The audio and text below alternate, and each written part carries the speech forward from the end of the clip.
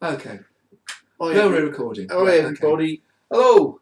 Yeah, you know us. Oh, well, you will do. Yeah. I'm Shed. This is my mate Bones.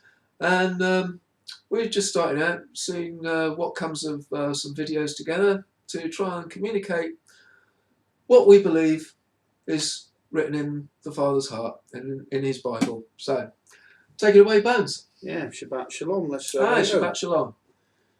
Right.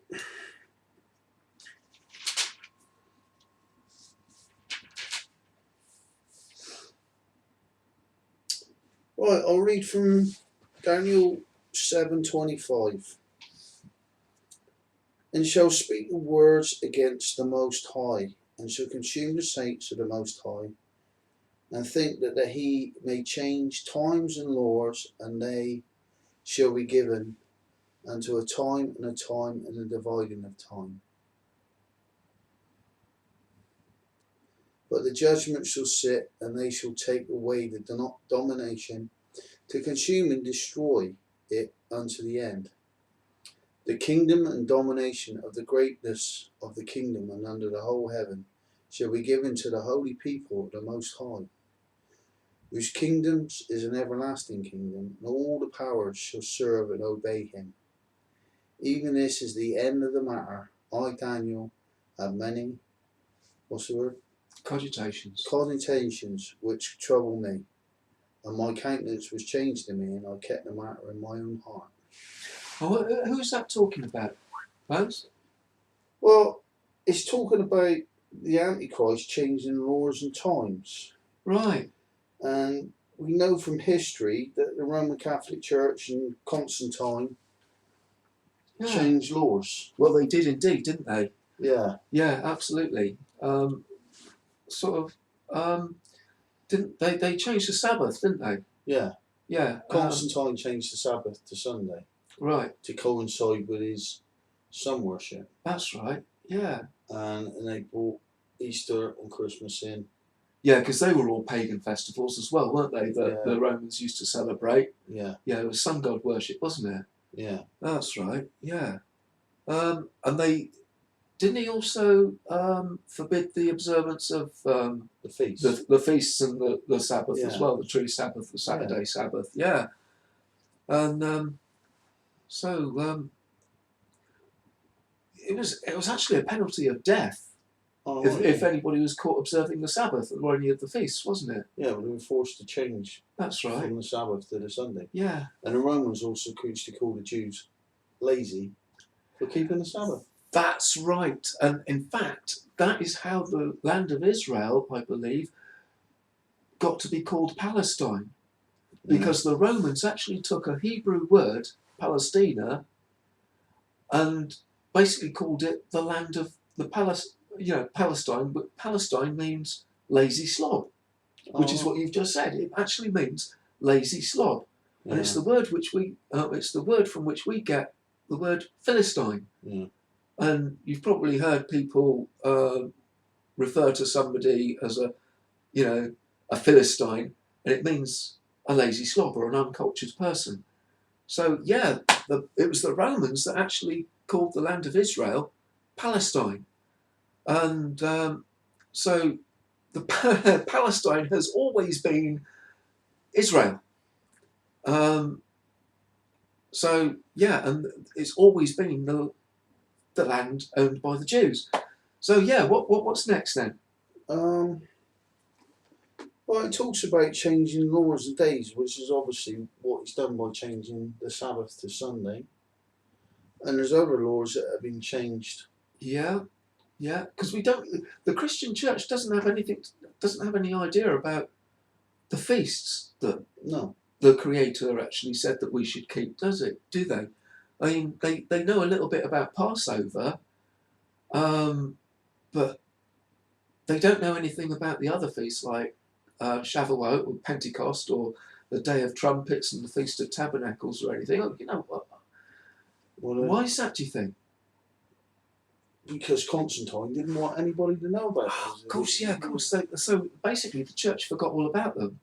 Yeah. And they got so used to observing Christmas and Easter, which are pagan sun god worship festivals, that that's why the church doesn't know anything about them. Yeah, of course. So Jesus wasn't actually born on the 25th of December, No, and he was born on the Feast of Tabernacles. absolutely right. Yeah, which is round about September. Yeah, and we know this because it says in the Gospel of John that the Word became flesh and dwelt among us. Yeah. And the Greek word that has been translated dwelt is the word skeno, which actually means to encamp. So the Word became flesh and encamped among us, i.e., it was like sort of lived in a tabernacled amongst us. So yes, if Christ wasn't born on the 25th of December, and the church believes that they're celebrating the birth of Christ, whose birthday is it they're celebrating? well, every culture in the world, every ancient culture, you look at their gods and their religions. In every culture, the sun god was born on, guess what day? 25th of December. So it's actually the time of it's the high day of the winter solstice festival in the pagan calendar. And it was the day, the 25th of December was the day that they celebrated the rebirth of the sun god, i.e. the days were getting longer. And that's where it all comes from. That's what Christmas is all about. So, Easter, why is that collaborated with the Passover and and the death and resurrection of Christ? Oh, well, it's Easter is another pagan sun god festival, and it's to celebrate the what it all started was Nimrod, who founded the city of Babylon and the empire of Babylon. When he died, he supposedly became the sun god, right? And his wife Semiramis, she became pregnant. She said that she was out in the sun one day, and Nimrod, who was the sun god, impregnated her by his rays of the sun. Yeah, right, okay. But she gave birth to a son on the 25th of December, funnily enough, and she called this boy Tammuz. And he was apparently apparently became known as the reincarnation of the sun god Nimrod, and he got gored to death by a wild boar in a hunting accident.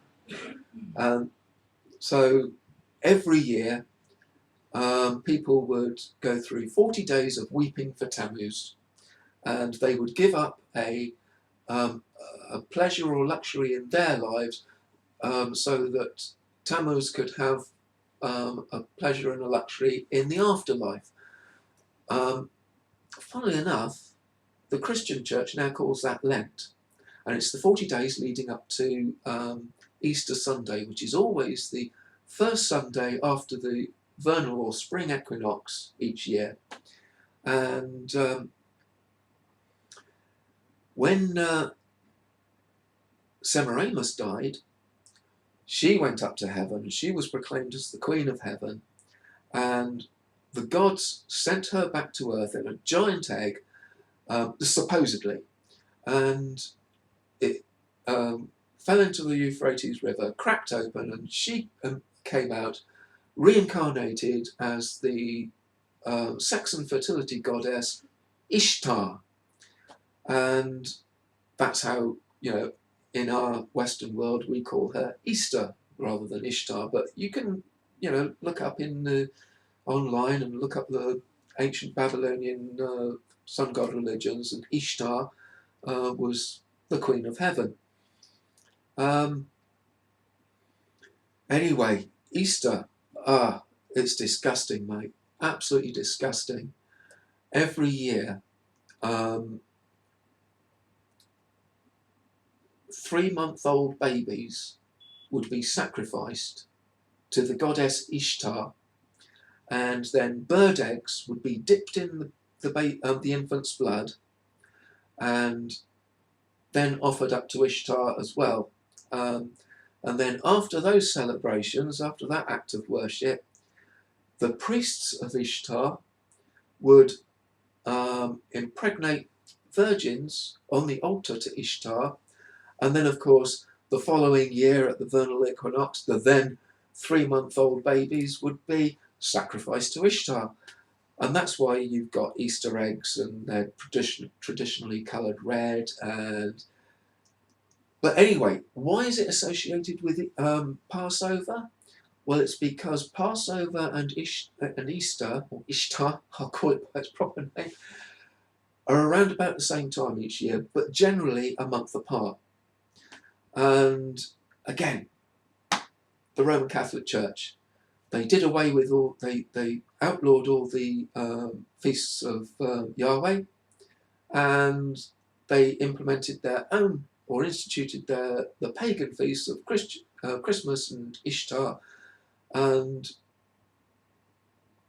Ishtar being around about the same time of year as Easter, it just switched from one to another.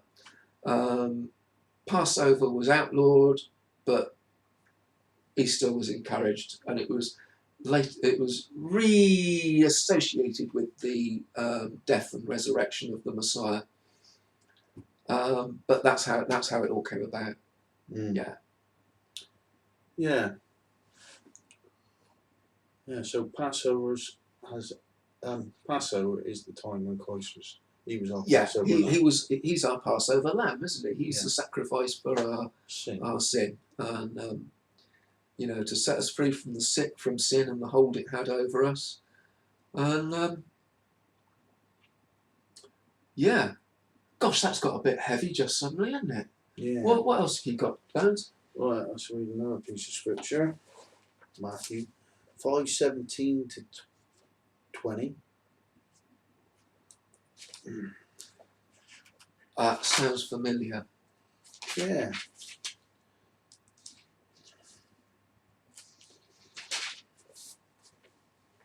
Five 17 to 20. Everyone else can find it.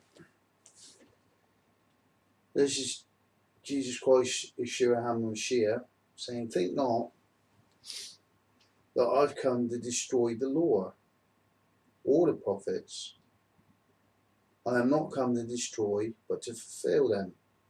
For truly I say unto you, until heaven and earth perish, one jot or one tittle of the law shall not escape, till all things are fulfilled. Whosoever there shall break one of these, at least of these commandments, and teach men to do so also, he shall be called the least in the kingdom of heaven. But whosoever shall observe and teach them, the same shall be called great in the kingdom of heaven.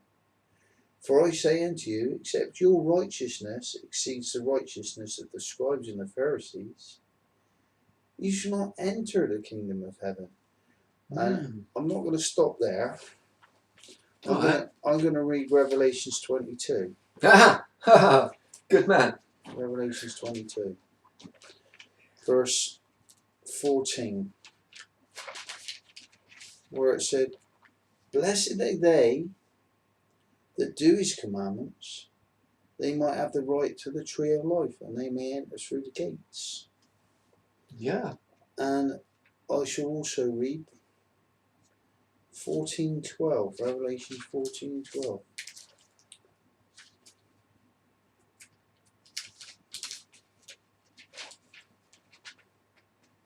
"Here is the patience of saints. Here are they that keep the commandments of God and have the faith of Jesus," or Yeshua HaMashiach.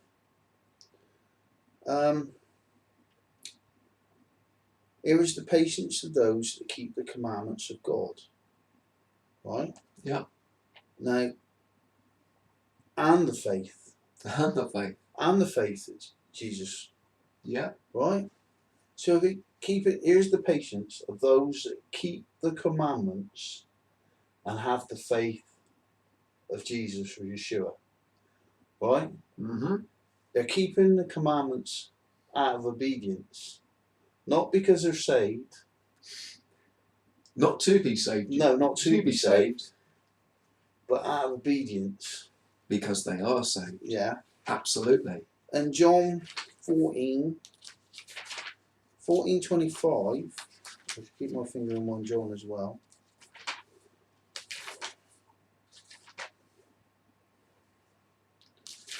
John 14:15.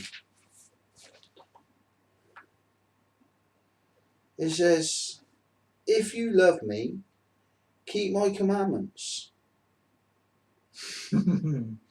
Yeah. And it also says after that, "I will pray that the Father shall give you another comforter.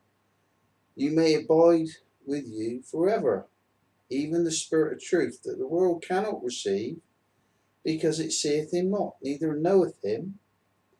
But ye know him, for he dwelleth with you, and shall be with you." And 1 John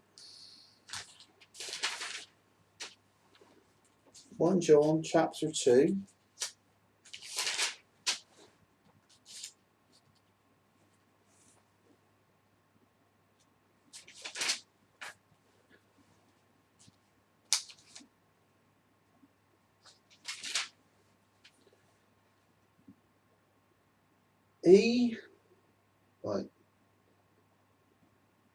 Here, this is 1 John chapter 2 verse 3. Hereby we are sure that we know him if we keep his commandments. And he says that I know him and keep not his commandments is a liar, and the truth is not in him. No. But he that keeps his word, in him is the love of God perfect. Hereby we know that we are of him. And he said, he remaineth in him, or even so to walk as he walked. Absolutely. Absolutely. It's like Paul said, be imitators of me as I imitate Christ, isn't it? Yeah, followers. Yeah, absolutely.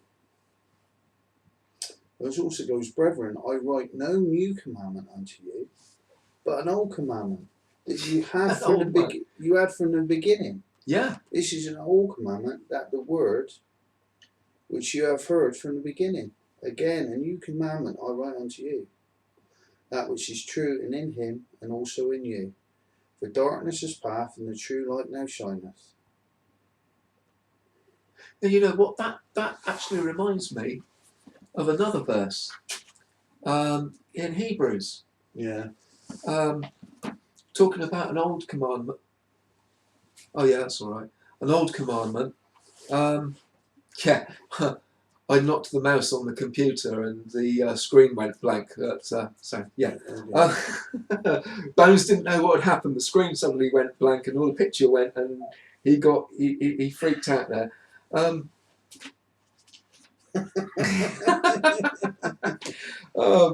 Yeah, when you were talking about not a new commandment but an old commandment. It makes me believe that the commandments are not done away with. No. In fact, actually, it's even more interesting, because if you read Hebrews chapter 4 and verse 2, it says, "For indeed the good news, the gospel, was brought to us as well as to them." Well, who was them, I hear you say? Well, if you go back into chapter 3, who's it talking about? It's talking about the nation of Israel in the desert and at Mount Sinai. Well, what was brought to them? Yeah. The Torah, the commandments. Yeah. So it's all ties together. What the old commandments, the old Torah, the old commands. It's been given to us as well, mate. Mm. I love it.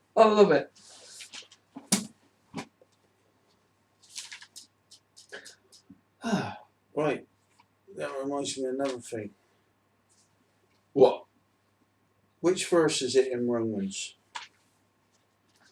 You're not under the law, but under grace. Do you know what? I can't remember. You will know. I would have thought you'd know that better than me.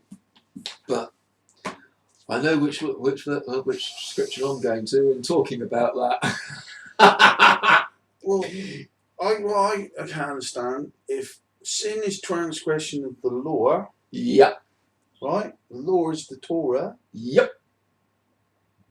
We're talking 1 John chapter 3 verse 4, aren't we? Yeah. For sin is transgression of the law. Is transgression of the law. Yeah. Yeah. Mm-hmm. So, if a sin is transgression of the law, you're not keeping the law, you're breaking it. You're sinning. Yeah, you're sinning. Yeah. Yeah, if you're not keeping the law, if you're not following his commands, then you're living in sin. Yeah. 1 John 3 4. So, why? This is a question now. The 10 Commandments. If you keep my commandments, showing mercy to all those that keep my commandments and love me, which goes along with John 14:15. If you love me, you keep my commandments. Yeah. So, please forgive me, God, for asking this question, but why is the church teaching that the Sabbath is done away with? I don't know, mate. It's not binding, and you're not supposed to keep it. Or if you do keep it, you're being legalistic. There's a difference between being obedient by loving God, by keeping his commandments. Oh, you're being legalistic because you're keeping the law. So I suppose in that respect, you know, it's okay to break the speed limits then, is it? Yeah, or else go around and nick your neighbour's washing off for like his choosing. Yeah, because the law's been done away with, hasn't it? Yeah, something like that, yeah. Or, having a peek over the fence and admiring your neighbour's wife, Yeah. Sitting back knocking on the door and chatting her up when he's at work.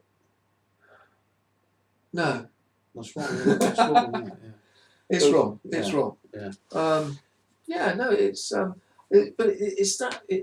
those words that when Yeshua said, "If you love me, you will keep my commands." Yeah.